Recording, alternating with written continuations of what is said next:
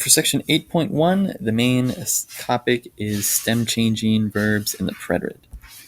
So the easiest thing to remember about stem changing verbs in the preterite tense is that it's only IR ending verbs that undergo a stem change. AR verbs or ER verbs are just conjugated regularly. There's no stem change at all. Whereas any verb that ends in IR maintains that stem change. The one difference is that in the preterite, the only subjects that have the stem change are the third person singular, usted, él, and ella, and the third person plural, ustedes, ellos, and ellas.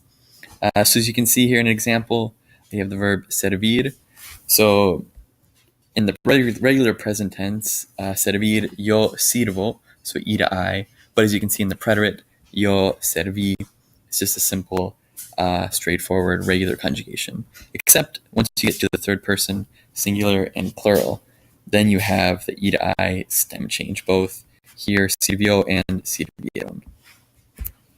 So for the homework, what you have to do is look at the context, figure out which is the correct verb of the three, and then conjugate it to the correct subject. So the first one, Roxana y Héctor, blank las palabras del profesor. Well, the only logical one is repetir. The subject is ellos, so we would know it undergoes a stem change. So remember, it's always the second letter that it is. So in this case, y, the second y. So repitieron. Ellos repitieron las palabras del profesor. For number 2, el abuelo de Luis, pedir, morir, servir. Well, unfortunately, the only answer is morir. And since the subject is él, there'd be a subject change, a stem change from O to U. So el abuelo de Luis murió el año pasado. For number 3, yo blank camarones y salmón de cena en mi casa. The only logical one is servir.